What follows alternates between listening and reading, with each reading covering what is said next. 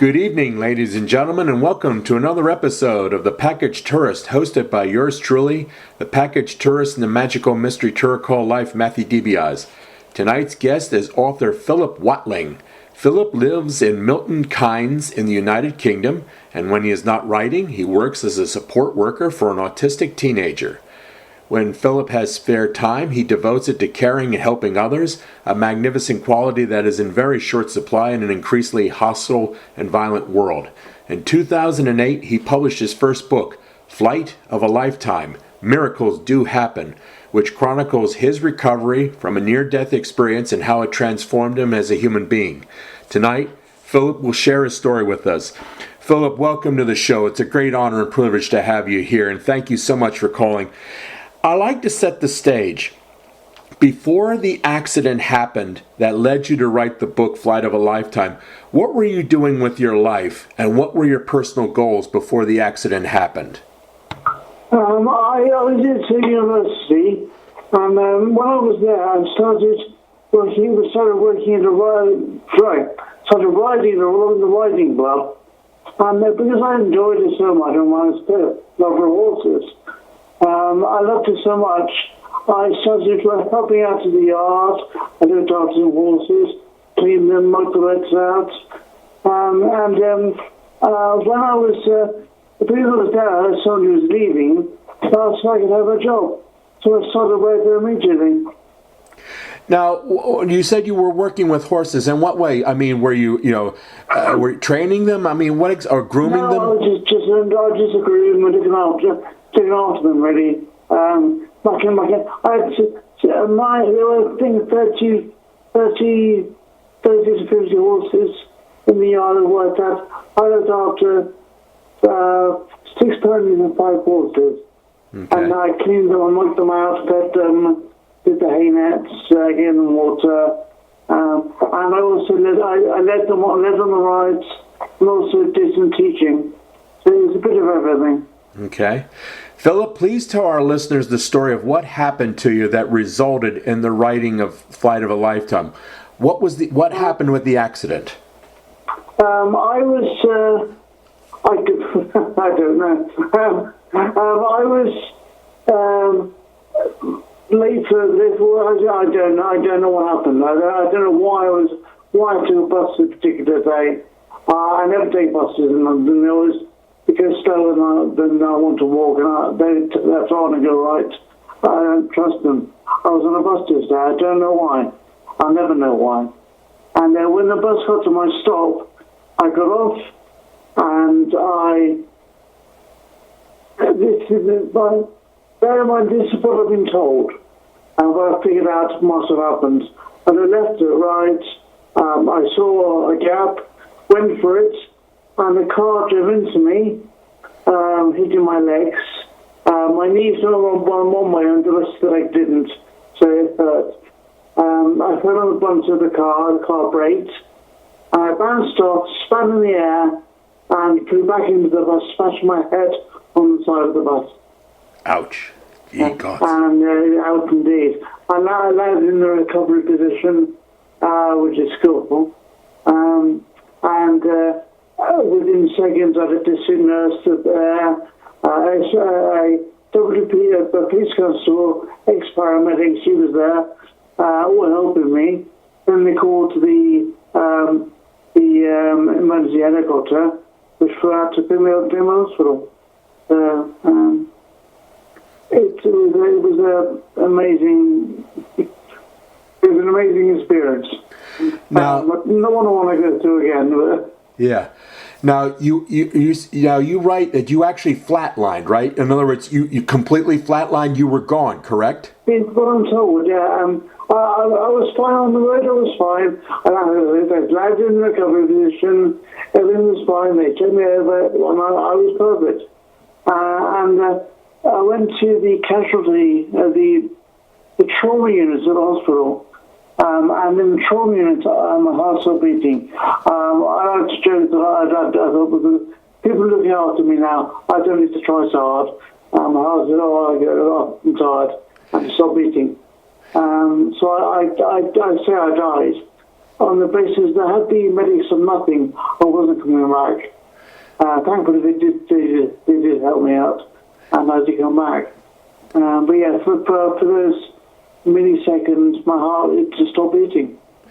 Now, when you flatlined, did you experience anything? I mean, did you perceive yourself leaving your physical body? I mean, did you see or perceive anything during the time when you were officially flatlined and dead? And did you have any type? I had various dreams in around that time. Some of them were real, some of them weren't real. Some of them may have happened around about that time. One of them definitely. I remember looking down into my body. It looked like I was in a corridor. I have no idea whether it was true or not. But I do remember seeing myself in a corridor. Okay, now I've... in a bed in a corridor. Sorry. Okay. Now, yeah. I've seen on some shows, people who have talked about near-death experience, they see them in, like, quote-unquote, Judeo-Christian terms. They can either see Jesus, or they can see angels, or they can see the Virgin Mary. Was your personal near-death experience something like that? I mean, did you perceive it in Judeo-Christian terms? Did you see, like, Jesus or angels or anything like that? There is a wonderful quote of it on my book, which I could read, but I'm not going to. Your listeners are going to have to read it themselves. I didn't see anything. But was that because there was nothing to see, or was it because my time was not up? I don't know. That's for the Christians who had to argue amongst themselves. It could well be that there is something there, and I wasn't shown it because I was not supposed to die. This wasn't my time. God didn't want me for this time. I had something else to do. Okay. Maybe. Did you hear any voices? I mean, did any voices speak to you, or did you see long-lost relatives or anything like that? Funny you mentioned that. No, I didn't. But my quote does involve long-lost relatives. Okay. Now, have you ever compared notes with anyone else who ever had a similar experience with yours? Did you ever meet up with anyone who had a near-death experience like you did? Not particularly, no. No, not really. Nah. Okay. What can you describe your physical, emotional, and spiritual recovery process? I mean, are you a churchgoer? What is your denomination? I mean, just tell our listeners, what was the recovery process like? How long did it take for you to recover from this horrific accident? Funny enough, much of my recovery came down to writing this book. The first three weeks I was totally unconscious. I had no idea what was going on. I was, and then my memory started coming back, and I started moving around, basically, I was in 3 hospitals. First hospital I was there for 2 months, and that was purely about trying to get my physical aspects working properly. Trying to move, run a walk, trying to talk, and it was only in my second hospital, my mother gave me a dictaphone, and I started. I was advised to talk into it and leave a memoir, I suppose. It was a remembrance for me if I lived. A reminder for me if I lived. A remembrance for my parents if I died. So I started talking to and recording everything I did. On my third hospital, I was introduced to the computer room, and the computer expert just asked me to type things, just to practice my dexterity with my fingers. And I thought, I need to write a book. And I think one of the nurses suggested I write a journal of my day-to-day activities. So I wrote a diary in diary format, and then eventually converted that to prose, and wrote a book. And doing all that was very cathartic. It was very interesting and I learned a lot. So that helped a great deal. Now you say also being surrounded by people that love me, that was all beneficial.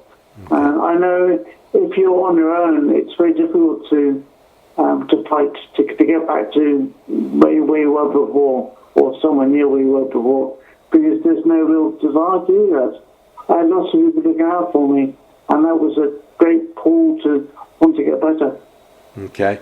Now, you said you learned a lot. What was probably the greatest lesson you learned during your recovery process, Philip?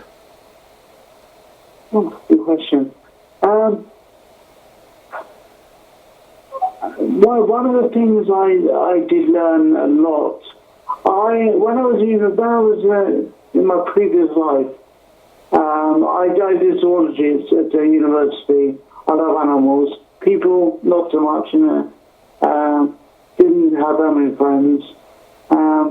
But my accident taught me that people are lovely, and I have a great love for people now. The other thing it taught me was that this world is amazing. This world is fantastic. People know knowledge is very again. Who cares? You're alive. And I walk out sometimes, I look around and I stop and I look at the sky and I go, this is the world we're living in. And I turn my eyes back and I go, wow, it's amazing. Yeah, the accident taught me to live and to like people. I think that's the greatest benefit I got. Are you a churchgoer, Philip? Do you belong to any specific church or no? I know your listeners will hate me, I don't.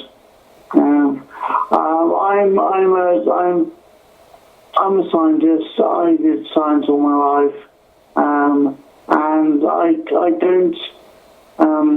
can't see the need of a God. I'm not saying there isn't one. I just can't see a need for one. Maybe that was the idea. I'm very spiritual though, and I do. There are things happening that we don't understand fully. One could say they are godlike. They're some more religious things, or divine, as I've said. Or it could just be that they are fantasies in your mind, human mind. But there is something out there. Whether there's a God, not so sure. Besides your mother, who else helped you during the recovery process? Any people you'd like to mention, who really helped you out in terms of your physical and emotional and spiritual recovery besides your mother? Everybody did. But I mean, I gave thanks to all the doctors, all the nurses, all the therapists, all the cleaners, everybody, every member of staff who was working in the hospital I was in helped my recovery, even overseeing me. Friends helped me, family, my parents helped me a lot. My first book was dedicated to my parents. By the time that the second edition came out, I had met a wonderful young lady, and I rededicated to her, and she's been a tremendous help to me in my recovery since my recovery.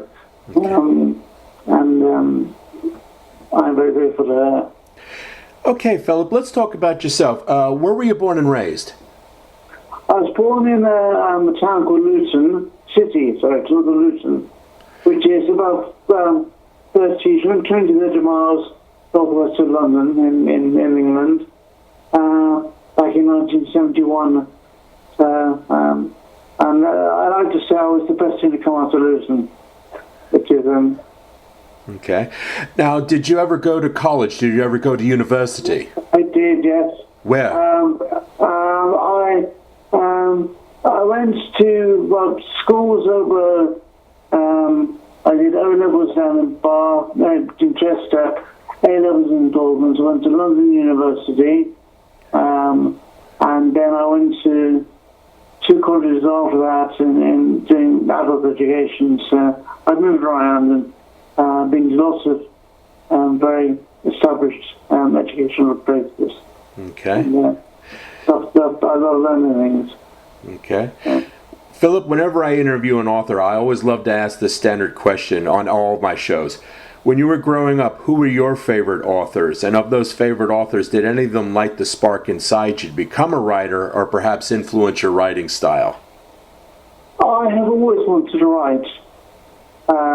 If you ask me if I wanted to know when I grow up, I was author, so I always wanted to write. I wanted to be an author. I always wanted to do that. Never thought I would, but I guess everyone's got a book in them, maybe. I love Frederick Forsyth. The Day of the Jackal. Henry Vespas. I love his books. Okay. Other books. I was an avid reader when I was younger. I was the archetypal kid under the covers of the Torch. Ironically, I can't read very well now, but that's very annoying. I read lots of books by lots of different authors. I love fantasy books, and most authors I can't remember. The Frederick Forsyth was a firm favourite. Yeah. And I suppose he did show that it's possible to write things, yes. What inspired me, I did inspire myself. Like I said, I've always wanted to write. Okay. Philip, please tell our listeners, where can readers find your book? Where can they find this? And do you have a website, Philip? I do have a website, yes. What's the address? The website is https:// my name, PHILIPWATLING .weebly, WEEBLY.com. That's my email address, website. The book's available on Amazon, obviously. It's the biggest push button in the world. It can be found on various sites, but Amazon is the biggest. There's even one site, Amazon went to South Africa. I did find out about South Africa, but I can't remember it now. Okay. But if you could Google Flight of a Lifetime, miracles do happen. It'll come up with various places. Okay. Do you have any future book projects in mind, Philip? When I was married, I always wanted to write a book about how my wife and I met and how we met in China, and I wanted to write about that experience in China. We currently getting divorced. I'm not quite so keen on writing that book now. Although it might be a chapter in my next book. If I write another book about me, maybe about how I met my current beloved, who shaking her head. Oh dear. She's a very private person. But that'd be nice, maybe not. I've always wanted to write a book about King Arthur. Who knows? And I've always wanted to write a book about elephants, because I love elephants. I want to write a book about how they. Not sure yet. Nothing has really grabbed me to write yet. I have a few ideas, but nothing tangible. Yeah.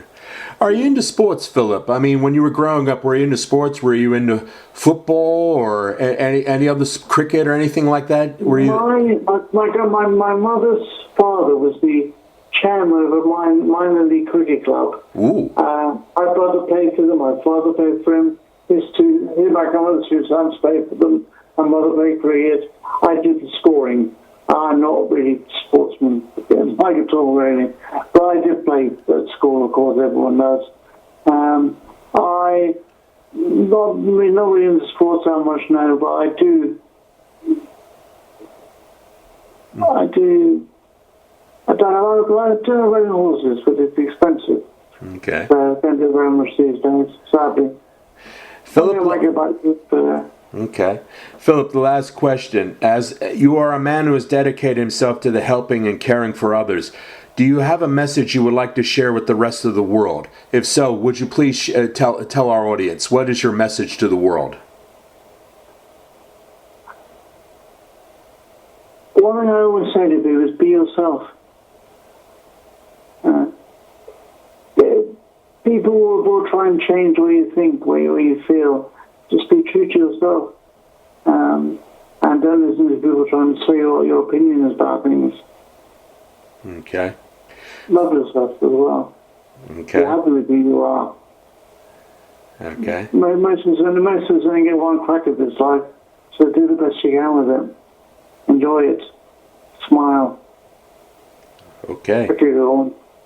All right. Amen. Philip, I want to thank you so much for appearing on the show. And if you, whenever you write your next book, let me know, and I'll have you on my show again. Okay, Philip? I look forward to my dear. Thank you very much. You take care. Bye-bye. And you. Bye. Okay, bye-bye.